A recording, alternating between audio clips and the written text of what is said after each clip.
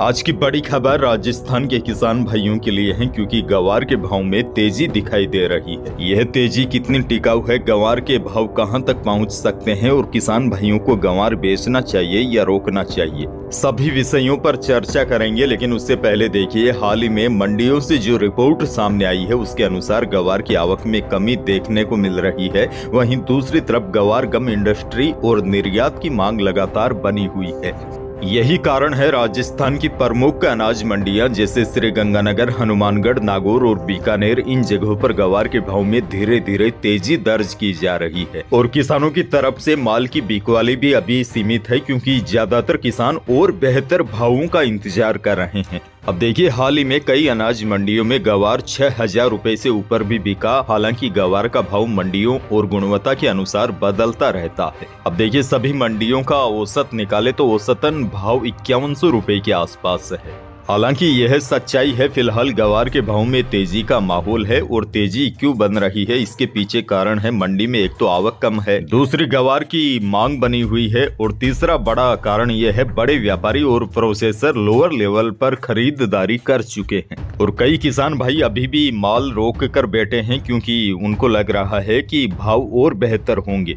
यहाँ पर किसानों के मन में एक सवाल यह भी है, गवार को रोके या बेच दे। तो देखिए, यहाँ पर आपको स्मार्ट रणनीति अपनानी होगी। जैसे आप 30% माल अभी निकाल सकते हैं, 40% माल अगले भाव सुधार तक रोक सकते हैं, 30% माल ऊपरी भाव के लिए सुरक्षित रख सकते हैं। यानी कि अगर आपके पास गवार है तो थोड़ा सा हिस्सा बेच सकते हैं, थोड़ा हिस्सा रख सकते हैं। इससे जोखिम कम होगा, औसत भाव भी अच्छा मिलेगा।